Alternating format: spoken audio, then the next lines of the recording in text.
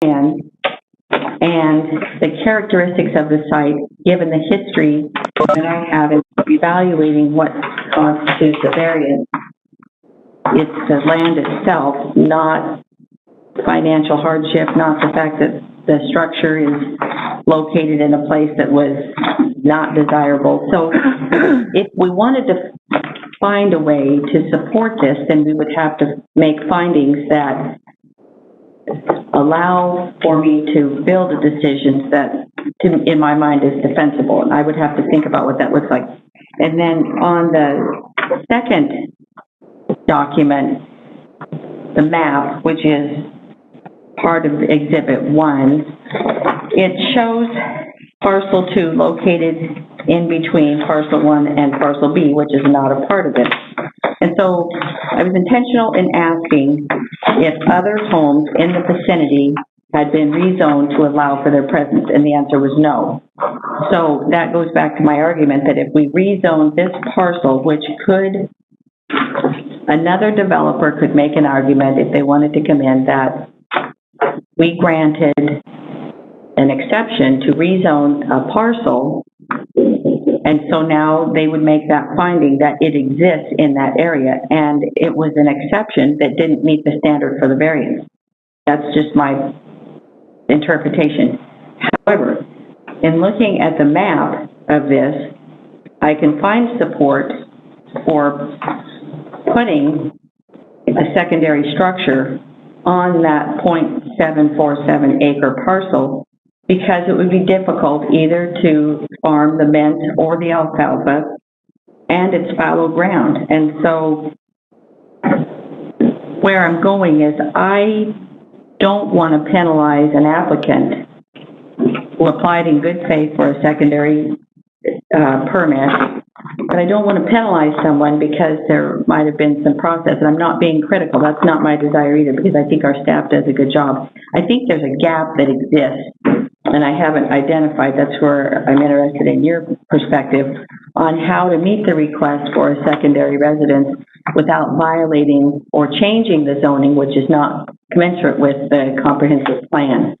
So I appreciate the legal staff input that we got, and I don't have an answer. Your statement that if we grant a second this as an independent parcel, the county is going to lose a homeowner's exemption on that, but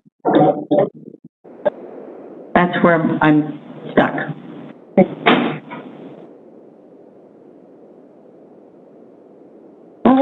Okay. So for me, I'll state for the record one more time, the variance decision is final and not part of any of my evaluation of this project. Okay. And I believe that staff fairly applied the zoning ordinance when they permitted the secondary residence. I believe that our county ordinance considered the needs of our constituents by allowing for secondary residences in the agricultural zone, for the need, including Jardine's need, to have a home to take care of families next to the existing home. What happened after that sets a precedence for future divisions of land for all of our secondary residences, and I do not believe it's appropriate. I specifically don't believe it's appropriate. The agricultural designation on the zoning map and in the comprehensive plan supports the land remaining in agriculture. They've fulfilled all of their property rights for the zoning ordinance. The property rights are not being hindered. They have built the home that they asked for per the ordinance as it was constructed. I personally believe that Ag Policy number 1 and number 3 from the comprehensive plan don't support the request. And so, and I could articulate other reasons within the zoning ordinance and the standards and the findings of fact, but specifically, I do not believe that this use is consistent with the permitted uses in the rest of the zoning district. So, I will be, recommending denial of the application. Madam Chair? Commissioner White. Thank you. We did have legal weigh in on this, and I think that if I had a problem with it, it would be that the order possibly of the zoning and the variance might be switched or a different way. But I think because of the way and as busy as our DFD department has been, I think that was not an intentional thing. I think that was just a matter of how it was laid into the waiting zone, so to speak, okay? But that is not, I'm going to say, I don't believe that that would be the applicant's fault with regard to that. And I don't think that this will be setting a precedent, and I'm only speaking for myself. I'm not speaking for this board. But I do not think it would be a precedent because I look at every application. For me, each one is different. And I approach it with a different staff report and a different applicant presentation and questions that we have, and that sort of a thing. And I think we make precedents by doing the same thing over and over and over. I think when we look at this, and if I don't believe that it's spot zoning, and I don't think that's anybody's problem sitting here right now. But precedence for me is not a case by case. Precedence is we do the same thing over and over, and it's the information. And so I think that would, there's always a potential for that, but I don't feel like this is a precedent. When you look at exhibit number 5, homes are not out of character in this area. Now, if we put this out by that, whatever, is that a road that runs through that property there? Carrie, is this a road? That's a farm field. They were in harvest. Okay. So if we put it out there along that, so they wouldn't have to go so far in the morning to be in the field, or we did stuff like that, but there can be two houses here.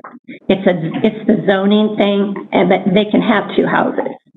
So they have they requested a rezone, and I appreciated the statement that you made about the variance being, that is what it is. So I am in support of granting this request for rezone. May I ask you a question? Sure. When you look at the aerial, do you believe that area is predominantly agriculture or single-family residential? Well, that's obvious. It's agriculture. Okay. Okay? Thank you. I mean, it's obvious that there's ag properties here. But when you look at it, do you believe that there's obviously homes all along there? That were permitted for agricultural uses with administrative land division. Okay. Yeah. So it's definitely a case by case, and that's the way I'm stating that I believe that this is not going to be precedence for me because I look at every case differently, and we're going to get a whole different staff report on it and everything else. And also, if that order of the rezone and the variance is not incorrect, we also realize that, which I don't really think that it, I think it's just the way the caseload and the load of where our staff is in the office over there, so it's not but I don't think that I think this is appropriate for this Dearborn Road, Missouri Avenue location, because they've got other homes on almost all 4 corners at Missouri and Dearborn, so that's where I'm at. I'm in favor of this. I want to also note that the zoning ordinance identifies that the purpose of a single-family residential zone is to promote and enhance predominantly single-family living areas at a low-density standard. I also strongly believe that this is not a single-family living area. This is a predominantly agricultural area. Setbacks are also different. This property will be allowed a 20-foot front setback along roads that are predominantly for agricultural uses. Madam Chair, Commissioner Van explain the relevance of your comment on the setback. Setbacks are based off of the zone. So in an R1 zone, they will be able to build 20 foot from the property line. I do believe this is a section line, so is it a section or a quarter section line?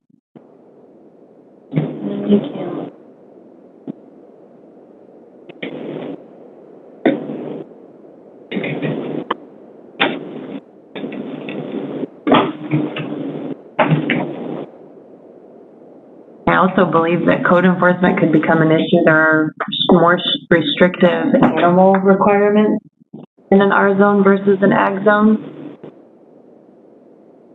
Madam Chair. Commissioner Van Beek. I have a question, and I don't know if it requires opening public testimony, but I'll pose the question, and then if there's interest, we can make that motion. But how many requests have we had for a secondary dwelling where they've converted that to a request to rezone with two separate parcels? I believe that would require like a records request. I don't know that anyone could actually answer that question fairly without a little bit of research. Okay, and it was a question that was posed in our last hearing, and I didn't know if that had been fielded or not fielded. I received it. So if that was important, we could continue the hearing and ask for verified data. Okay. Madam Chair. Commissioner White? With regard to the setbacks and everything, it's already been stated under oath on the record that they match the lines up specifically so that it wouldn't, because if they go one direction, they go into somebody else's property, and they've matched up the lines on the other side so that it doesn't mess up the irrigation aspect of the farming process. Yeah, and I also understand the home is already being built, so it already complies with the ag setback. They could build something, put sheds or whatnot, additional outside of that area. Madam Chair. Commissioner Van Beek? Is there a way legally to allow this applicant who's in process, who applied with the right intent that's in the opening statement of the staff report? The applicant had initially applied for a secondary residence permit and commenced construction. However, to complete this project, a mortgage loan will be required, and the lender will not approve a loan without the home being on its own parcel. You're stating that there is no way to allow this to go forward without, it cannot have its own parcel without changing the zoning. Is that true? Under the current ordinance, that is true. And Madam Chair, are we able to ask staff a question? You'd have to reopen the record. What's your question? Was that information clearly communicated to the applicant at the time they applied for the permit?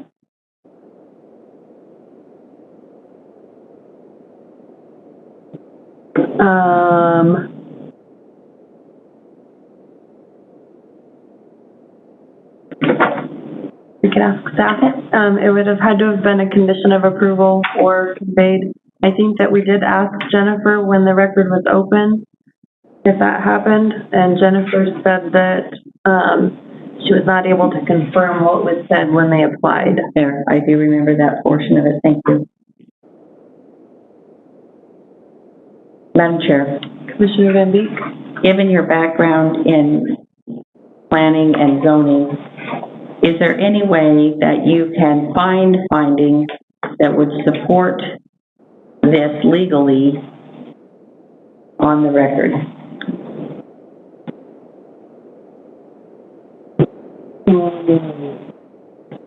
No, not in my opinion. I believe, that can answer that. I believe that the use is inconsistent with the permitted use in the rest of the zoning district and should remain agriculture. There's no other R1 zoning within the district. We helped the Jardines with a secondary residence application. We did everything we were required to, that exerted their property right to allow them to do that. Thank you, Madam Chair. Zach, Madam Chair, may I have Zach respond, and then I have a question for him. Yeah, thank you, Madam Chair, Commissioner Mandy. I just wanted to make sure we frame that question accordingly. This decision is before the board for a rezone. You've got the this before, you know the factors that are out there that the board is to consider today. It's a decision for the majority of the board to decide. So each commissioner is entitled to their own opinion and decision and deliberation about those factors, but it's for each of you to make independently. Thank you for that, Madam Chair. Commissioner Van Beek? Given that this is it fair to say it's a quasi-judicial proceeding where we... This is, yes. Okay. So in the findings, if the board is going to render a decision, the board is charged to use the criteria that's laid out, those 9 components, to support the findings of fact so that it doesn't get remanded if it's escalated to district court. That's correct. The charge of the board today is to consider those factors that have been laid out before you that are in the ordinance and in the Local Land Use Planning Act. Okay. Okay, Madam Chair. Right. To make factual findings based on the evidence you've heard. Thank you. So for example, the stuff in my deliberation, so A, is it consistent with the comprehensive plan? It's not. This would be a rural residential zone over the top of an ag designation in the comp plan. And then number 2, B, when considering the surrounding land uses, which the surrounding land uses are predominantly ag, is the conditional rezone more appropriate than the current zoning district? It's not. It is predominantly ag. The ag zoning district is the most appropriate zoning designation to continue protecting agricultural uses in that area. That's my finding. Madam Chair. Commissioner Van Beek? Thank you for putting your findings on record.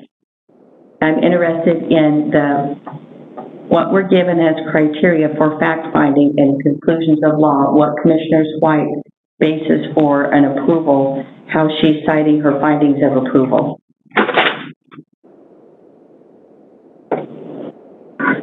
So yours is opposite of mine, so I'd say it's why it's in denial. I've not ever been, I don't think I had taken a side here. I made it very, very clear. They said on the record, under oath, that they were keeping the lines, they had moved the lines to keep everything in order, so I think the word is corrugated. I think that's a corrugated, is that a sprinkling method or just a row method of farming or something like that? So they kept the corrugated area the same. It stated that they couldn't, if they went the other side, it was cutting into somebody else's farmland and they wanted to protect that. And if you look at Exhibit 5, there are on Missouri and Dearborn almost, and this one right now, this one right here in the middle of the road, down here, is that a home? On Exhibit 5, right there to the right, on Missouri, right there, between Missouri and not Dearborn, it's past Dearborn to the east, right? There, see that block of trees in there? Jen, is that a home? Yes. Yes, okay. That one's kind of in the middle of a field or whatever, where this one, they have kept it, and per their testimony, they purposely did it that way so it wouldn't interrupt with farming operations in that area.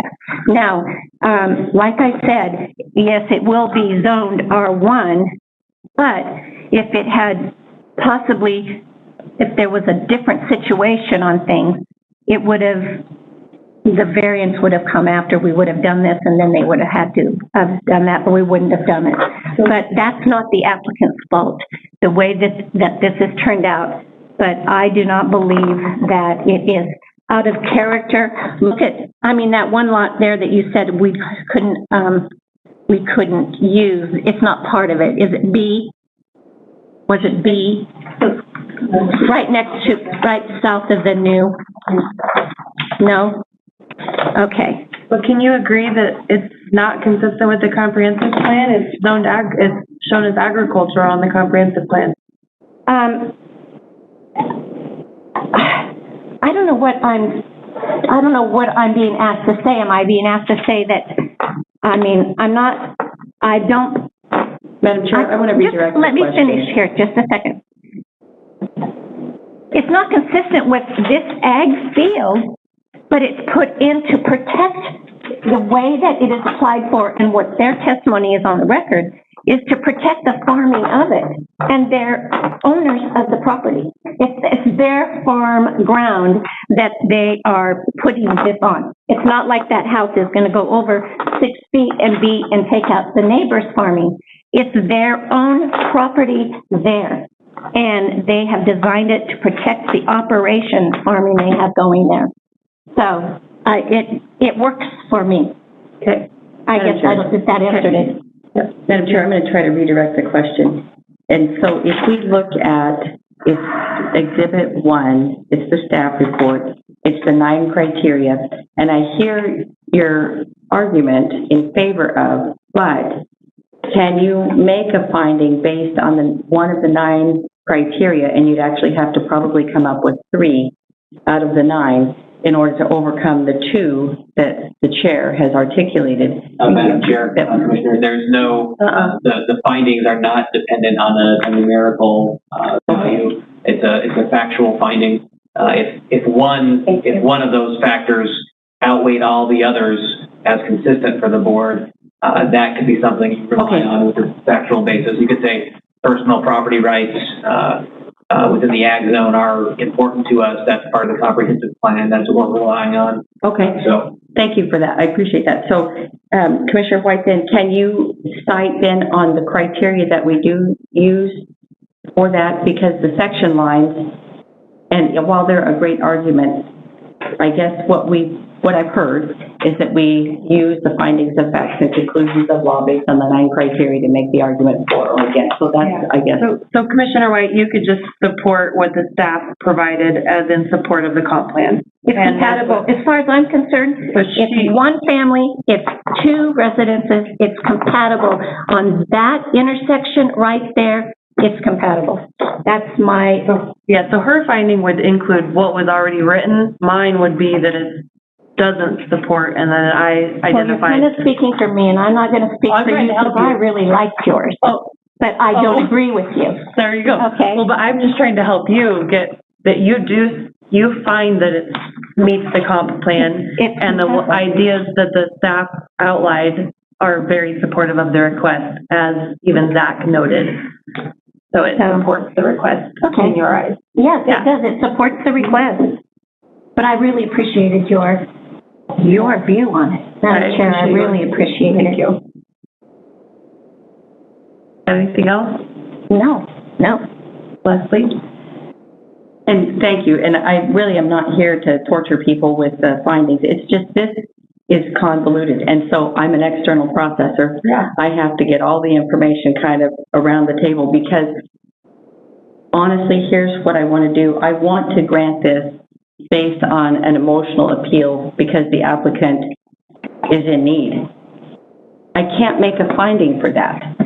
And that's where I cannot, that's why I wanted it clearly articulated on the record, because if, and no disrespect intended on this, but I am not charged, for me personally, that's not how I understand the interpretation of what a quasi-judicial proceeding is. You're an attorney, and you go in and you make findings in court based on the facts that you're given. And if I can't make findings on the facts that I'm given with the criteria that I have, I'm really a methodical analysis to paralysis kind of person. And as much as I want to grant this request, and I know that Teresa's on the phone, I care deeply and I support the reasons that this wants to be done. And I think it's the right thing to be done. I don't have a tool to do it. In evaluating and listening, I do not have a way as a commissioner charged to sit in an unbiased manner. And am I biased? I like these people. They live down the road from us. I would be compassionate. I would want somebody to grant me that, but I can't make a finding on that. I have to make a finding because we are to present as fair. And at the point that I make a decision that is based on subjective information rather than the criteria, and if I don't like the criteria, then I go back as a board member and I charge staff to modify the ordinance so that I can accommodate requests that come before the board like this. I don't have that in the ordinance today. Maybe we will 6 months from now. I don't know. But the chair's position that this criteria, if I go through here, and I'm going to have to do that because I'm still deliberating in process, is the proposed conditional rezone generally consistent with the comprehensive plan? The way that the current comprehensive plan is structured that we're using today, it's not more consistent. The homes are not in an R1 zone or an R2 zone. They're in an ag zone because they were properly permitted for an ag area and on an administrative land decision. When considering the surrounding land use, we all agree that it's ag. Is the proposed conditional rezone more appropriate than the current zoning designation?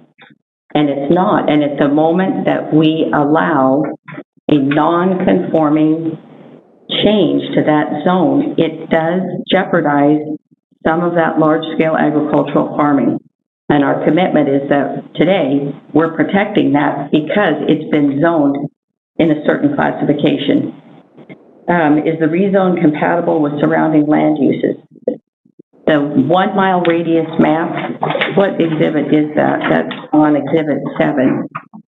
So looking at that zoning and classification map, the majority of those are all administrative land divisions in there that have been properly permitted. Is that correct? That's correct. And the size on the Fowler Lane and that Lowell View Court, I think that our staff talked about that.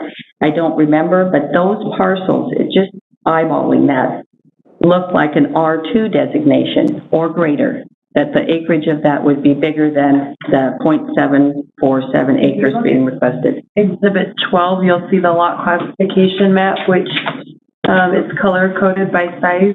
Thank you. So the legend shows the acreage amount. Okay. So R2 would be past the yeah, RR would be over 2 acres. So it would not be R2, it would be RR if they were rezoned. Well, all I'm saying, if we look at the color coding, thank you for pointing that out, there's lots that are 5.1 to 6.0. There's other lots that are 4.1 to 5.0, 3.1 to 4.0. Then there's 1.1. The smallest amount in there looks like those are administrative land divisions within that 1 mile radius. So if I were to try and make a finding that the REAP zone is compatible with surrounding land uses, I can't even go to the 1 mile radius map and make that finding. Okay. Will the proposed conditional rezone negatively affect the character of the area, and what measures will be implemented? The implemented measures are found in the ordinance, which is what we're basing our decisions on. And so if we allow people to apply for a secondary residence permit that is then turned into a request to rezone to split that off, that has the potential to negatively affect that farming community. Even though I know the intent of the property owner, and Madam Chair, in the description for a secondary residence, that the ownership of the land has to be retained, or how did you say that? Can you provide that? I'm going to read it. Okay.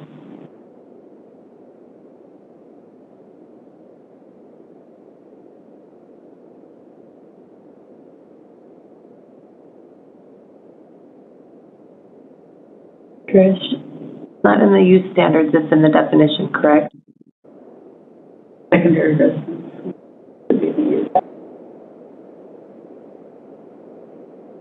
It's made so.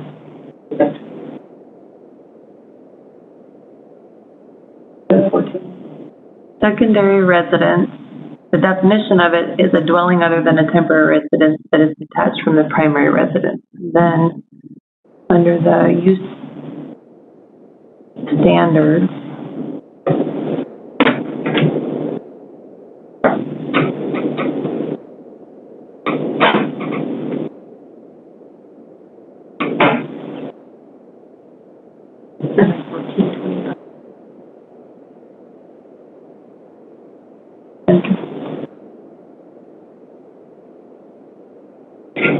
those standards, the owner of the lot or parcel containing the secondary residence must live on site, and the secondary residence must have its own address. Okay, so Madam Chair, given that information, in the unfortunate event that the owner of this property, which are his parents, would pass away, what does that do then for the property? So it would have to remain in whoever the owner of the property is, the owner of the two residences, Okay, per that standard. Well, they don't have to own the house. It doesn't say who has to own the house. It says who owns the land. oh, okay, The owner of the primary, the owner of the lot containing the secondary residence must live on site, is the finding. okay. So that's gonna keep that person there in the event that they pass away.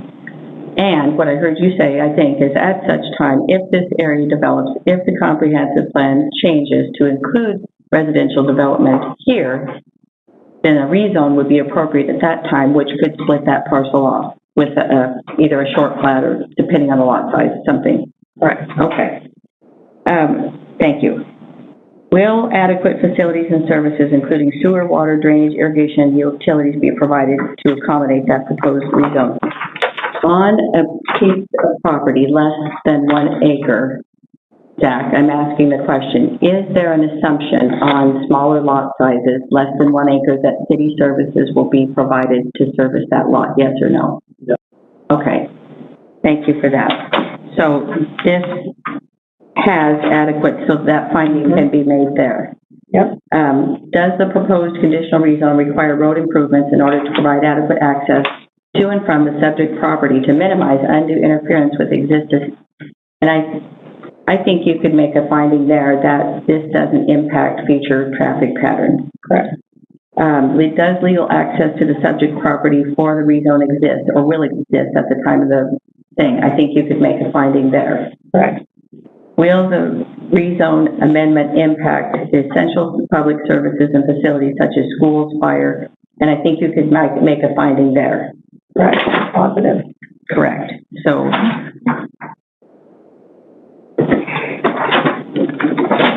I think that past legal decisions that have been held by the court, though, rely heavily on the designation of the comprehensive plan. And so I would give a lot of credence to A, B, and C, where you cannot make a finding, in my opinion, that's positive. and I don't disagree with you, Madam Chair, because we have 4 we could find positive findings for, and where am I missing one? Madam Chair, Commissioner White? I would just like to say that it's a comprehensive plan. And the comprehensive plan, in my way of thinking, has always been something that is, The guide. yeah, it's, how did Commissioner Rule said it so good? It's something that, what did he used to say? It's moving or it's not moving, but it's malleable? Is that a word? That's the word? He always, something like that. And it's a plan. And I mean, And that's plans are not set in stone. Plans are exactly that. So they're subject once in a while they're used as a guide for us, and it's not set in stone. And it's got, I don't know if I don't. And I hear what you're saying, and I have always used those words as well, that the comprehensive plan is a guide.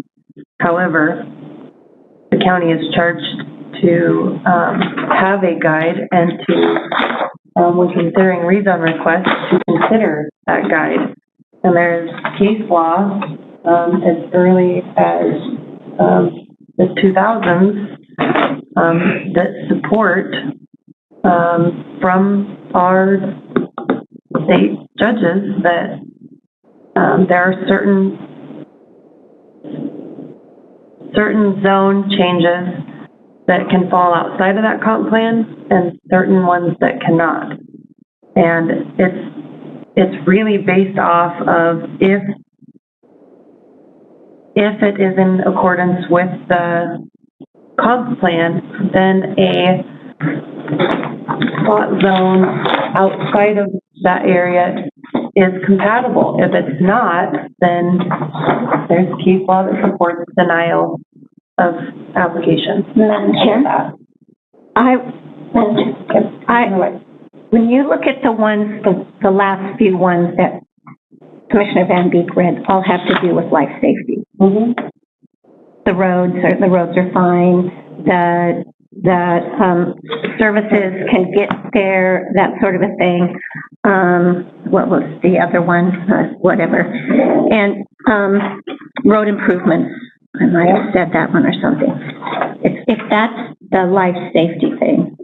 And to me, the comp plan will accept it. They're on their own property. There's an existing residence already there, so they have that. It's their own property, and this is how they're doing it, and I don't think it's a spot zone. Zach, may I ask you a question on process? There needs to be a motion. If there's a decision that's contrary to the decision that was rendered by the recommendation of the Planning and Zoning Commission, then a secondary hearing will need to be held. The board can't issue written findings until that second hearing, which, if there is a motion for a denial, going, that will give the staff's time to prepare other findings for your review. So a full second hearing is required if a denial is issued on this case today.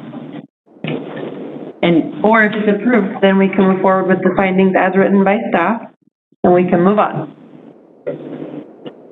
Madam Chair, and then so for the full second hearing, Zach, in that process, it just comes back again for a different presentation? It'll be up to the applicant to what extent they want to make another presentation. Okay, Madam Chair, I have questions for our legal staff. So this has been a tremendous learning process in many ways, just because there's a different face in the District 2 chair, which has inherently been very interesting.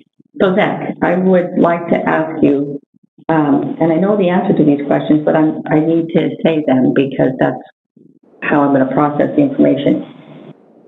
Can I use the financial standing either for the applicant's hardship? Is the applicant's financial situation criteria on which I can base a decision? No, that's not one of the factors, as you've seen identified in the criteria that the staff's laid out for you. A financial hardship is not a consideration the board can take in making this rezone decision. Can I use my own personal feelings about how I think the ordinance should be written or what the decision should be? Is that part of my decision making? The interpretation. The ordinance is subject to this interpretation of the board. Okay. Okay. At this time, has there been enough deliberation to make a motion? Well, since Madam Chair, nobody seems to be wanting to, I will make a motion then that we issue, approve the conditional rezone on case number CR 2020-0011. That is the Jardine Trust. As part of your recommendation, you would want to adopt staff's conclusions of law. And there's a development agreement that says there cannot be any other structures or that sort of a thing. So in the development agreement, I believe I'm trying to remember if yes, the development agreement is part of it with the conditions of approval. Yes, outlined on Exhibit 1. The development agreement is part of it. And with that, yeah. Is there a second? Madam Chair, I'm still torn. If you had given me clear direction, I couldn't use my personal feelings, then I would just base it purely on facts. Well, this board is functioning as that fact finder. So your interpretation and application of the ordinance to the facts here today is what you're being asked to do. I understand.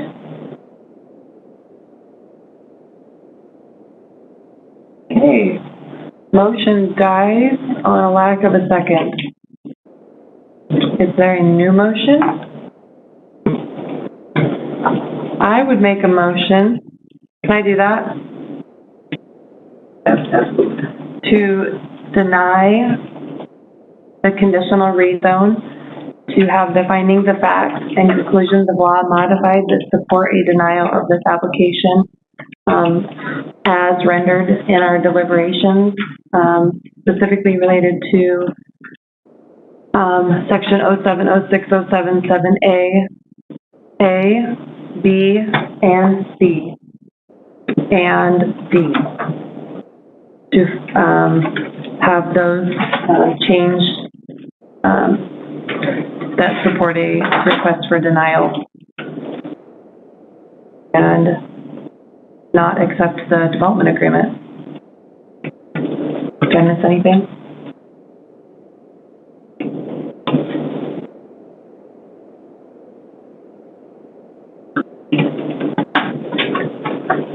Is there a second? I'm thinking. Thank you.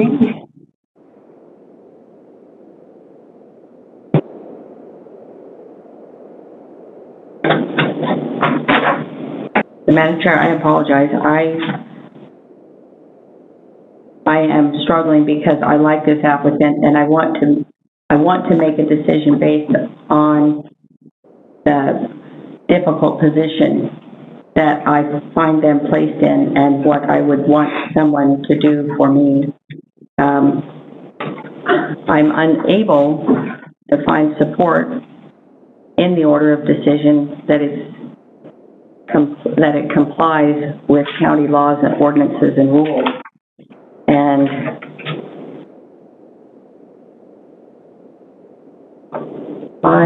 I might need to take a 5-minute recess because I am full of information that I think I want to evaluate. I'm sorry. Okay. We take a 5-minute recess? We do that? Do we need a motion for that or just, no, we're just gonna take a recess. We're back at 2:50. Okay. So I might want to ask Zach a question. Can I do that? Sure. Can I ask you anything? Sure. We can see we have a clock. Take recess. Did you recess? Oh, yeah. Oh, good. The term. Yeah.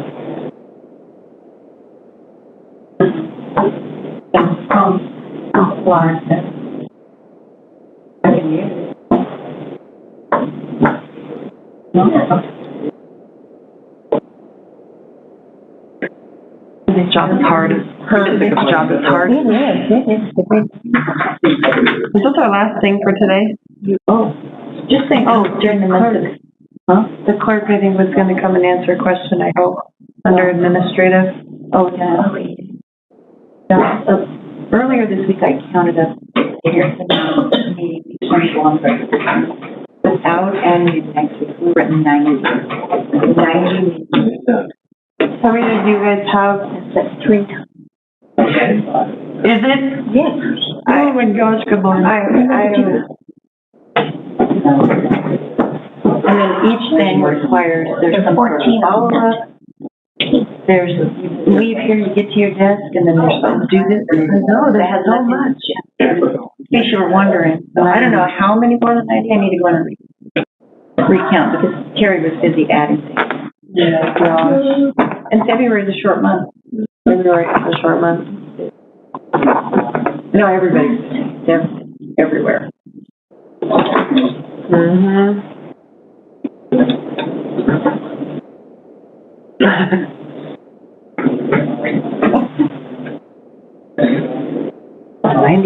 90, not even including next week. No, that's 30 a week. Ridiculous. I just stopped. Trish feels the overwhelming amount too. I think we all. I'm looking at the world's worst minutes going, I can't even look at you right now. I'm full, I gotta come back. I'll tell you about was Friday? I'm tapped. Actually, by Thursday. I was tapped yesterday. Yeah. I've yawned so many times today, I'm like, and then. Oh, you should have hung out with us till after midnight last night. That's awful, that's right. As a PMG. It really helped. 45-minute drive home in the snow. Oh, that's. What time is it over? Oh, Trisha. Well.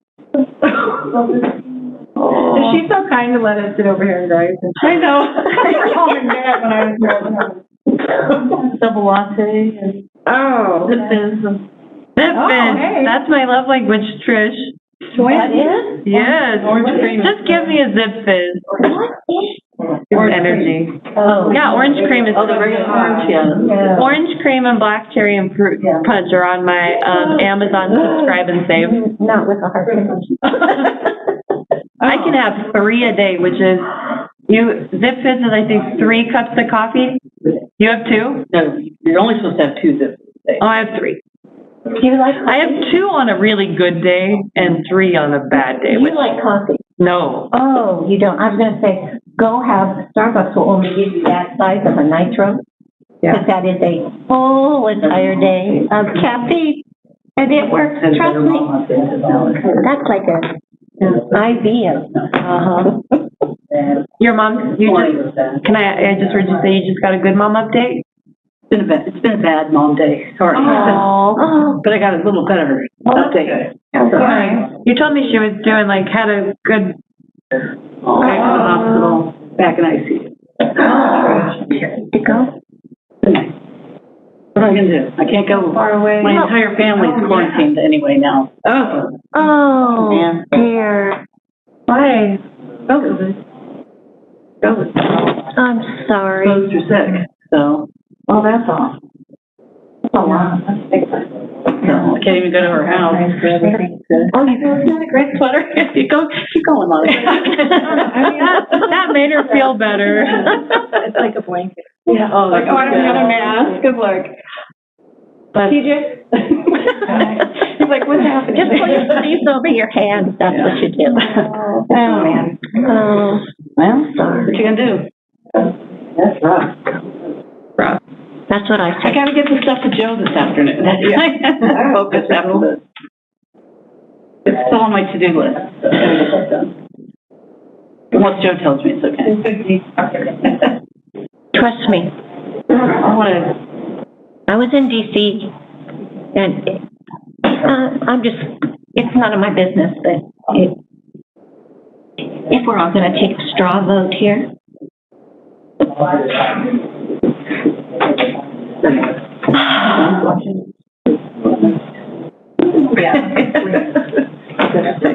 She's watching Judge Judy, which is a good sign.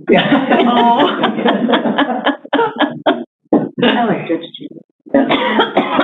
Excuse me. It is 2:51 and we are back from the recess, where there was a motion on the table. Is there a second? Madam Chair, may I make a comment?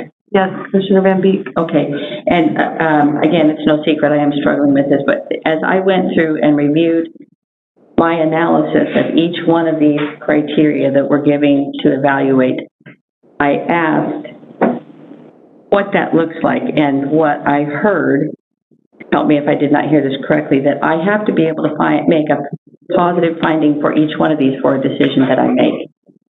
Okay, and I felt like I was very careful in going through, and as much as I want to say yes to this application for a lot of reasons, if I cannot make that finding, and I couldn't, then I have to render a decision that will go against what I might believe personally, but I'm here to do a job that puts my bias in a secondary position to what I'm asked to do in fairness to all citizens that apply for this permit.